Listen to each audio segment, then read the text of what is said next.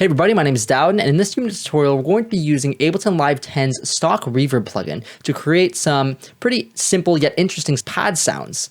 Let's go ahead and dive into it. I have this vocal swell here, and I'm just going to drag and drop a reverb onto the vocal swell. You're going to hear it without the reverb.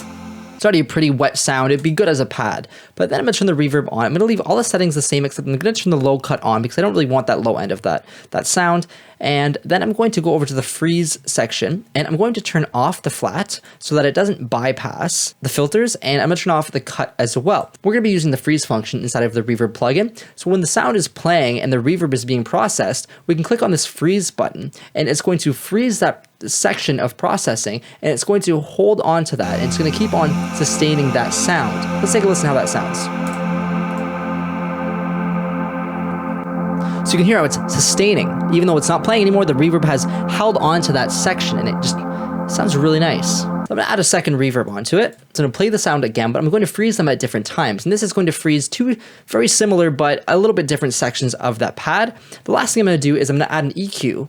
I'm going to drag and drop that on the end. As I'm resampling inside of a new audio track, I'm going to adjust some of the EQ parameters so that it makes the pound sound even different as it's playing through, and it's not so stagnant.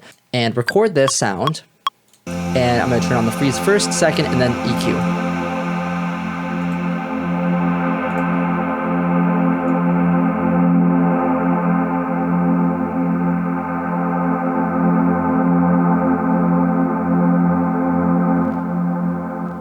Okay, great. So now we have this audio track of this pad. Now you can go in and do further processing. You can add chorus, stereo enhancement, etc. But let's try it one more time with the exact same settings of these two reverbs on this other sound that we have here, just to show you that we don't need to be using something that's so paddy to make this cool sound. I'm just going to drag the exact same reverbs that I have on the vocal into the second sound we have here, and then I'm going to record the same thing inside of our resampling.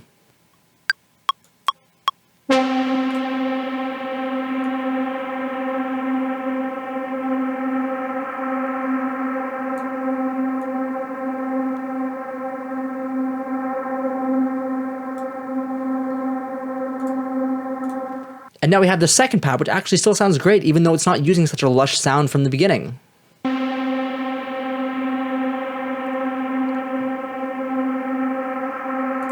So try doing this with different sounds. Use this with different drums, different percussive elements, vocals, synths, etc. Have fun with it and experiment. If you're new to the channel, make sure to subscribe. And if you like this video, definitely give it a thumbs up.